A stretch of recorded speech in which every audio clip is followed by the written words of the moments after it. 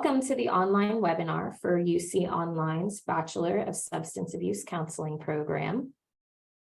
To start us off today, we're going to do some quick introductions of your presenters. So my name is Beth Myers, and I am an enrollment services advisor for this program. And I'm George Richardson. I'm an associate professor in the counseling program at the University of Cincinnati, and I coordinate the substance abuse counseling program.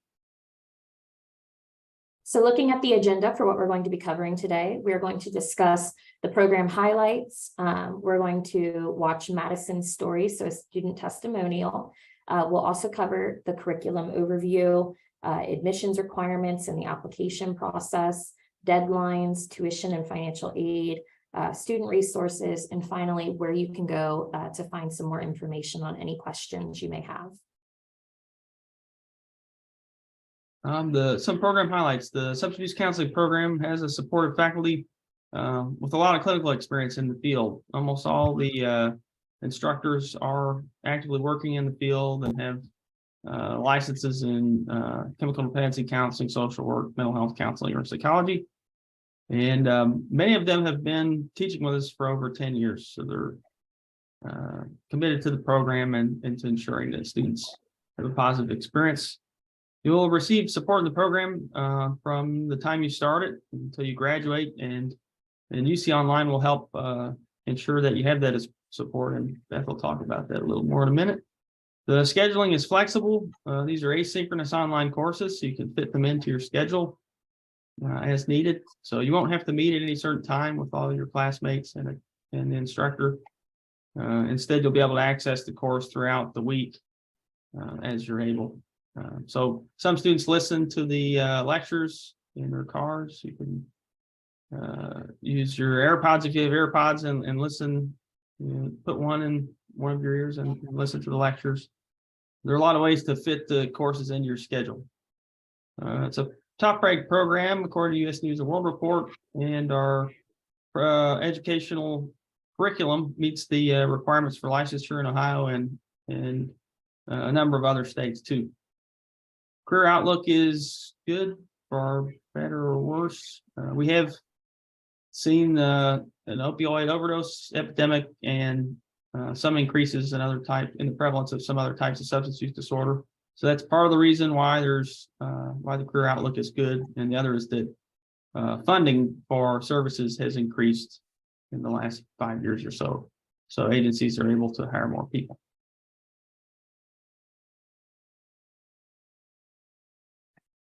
My dad struggled with substance use for most of my life. He still struggles. I knew I wanted to work with the substance use population. I didn't know a degree like this existed out there. So when I found it, I knew it was a perfect fit for me. But I think the interesting thing about substance abuse counseling is that we try to cover some of the emerging stuff in the field. The field's trying to move to providing longer term support. So a lot of them are placed at internship sites that provide medication treatment.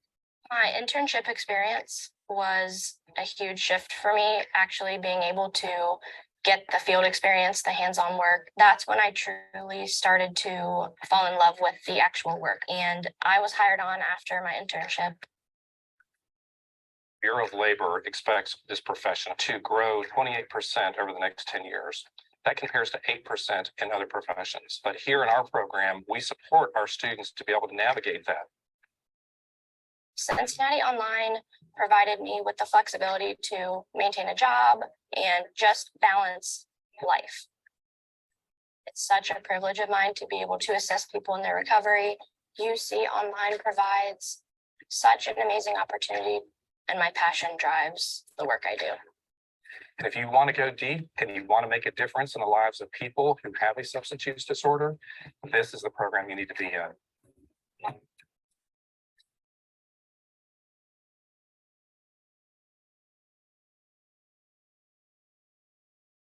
Here are some examples of courses that you would see as part of our curriculum. Some of the key ones are like fundamental substance abuse counseling skills. That's a skills course where you'll practice the skills, videotape yourself, and you'll be like evaluated on how well you implement them. For example, on like how well you can summarize what a client or a pretend client is verbalizing to you. There you can see the internship course there. We have internship 1 and 2 that runs fall and spring, and students complete about 300 hours in the field as a part of the internship. We also have a non-internship sub-plan for students who have a lot of experience in the field already and don't need those internship hours to meet the requirements for licensure. So if you have associate's degree, you already have associate's degree level license, and you already have the 2,000 hours of experience required in Ohio, or whatever amount is required in your state, then you may not need to do the internship track. And then another course I like to mention is the maintenance strategies course, where we kind of focus on long-term recovery and what that looks like for people. What supports can we provide them in the years after they experience treatment. So next, we'll be discussing the articulation partnerships that we have. So we currently have articulation partnerships with Cincinnati State Technical and Community College, Sinclair Community College, Southern State Community College, Columbus State Community College, and Cuyahoga Community College, or Tri-C.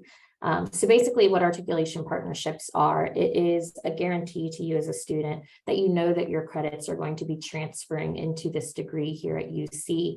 And so it provides you that kind of resource to know that the time that you've spent on the coursework that you've completed isn't going to go to waste, and it's going to count towards your bachelor's degree. So for each of these partnerships, you will see that the admissions requirements into the bachelor's degree is the same. So we do require that you have a completed associate's degree from the school that you've attended, as well as we're looking for a 2.0 GPA. You'll also see at the bottom of each of these schools, we have a QR code attached where you can always go back and scan it to get an idea on the transfer map as well for your particular school. And that will just provide you with some more resources to understand how your credits are going to be transferring into this degree, and kind of allowing you to pick up where you left off. Graduates of the program will meet the licensure requirements for becoming a chemical dependency counselor in Ohio, and a number of other states too. Most states are part of ICNRC, and which is an international organization, and have state credentialing requirements that are consistent with the ICNRC requirements. But that may not be the case in your state, so reach out to me if you're in another state outside Ohio, and I can help you figure out what the requirements are in that state, how you can meet them. Like, we can find, if you're missing one course or something, we could find a course like that, or a training that you could take to meet the requirement to fill that gap. The substance abuse counseling has a 100% pass rate for the addiction counseling exam.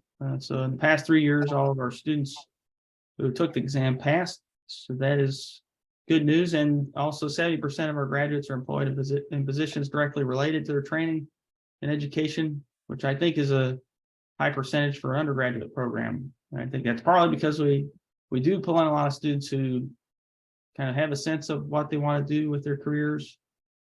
Like, these aren't exploratory majors who join the program. But also I think it kind of speaks to the support that you receive throughout the program, and some of the career mentoring opportunities that you have, like in our capstone class and through our internship. Many of our students are hired at their internship sites. Yeah, so next we'll look into the admissions requirements for this program. So coming in as a freshman student, or a student straight out of high school, we would require that you send in an official copy of your high school transcript, and we would be looking at you having at least a 2.7 GPA from high school. And then as a transfer student, we would require that you send in any official copies of your college transcripts.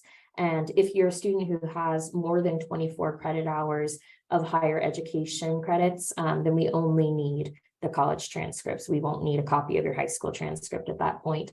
But on the college transcript, we will be looking for a 2.0 GPA.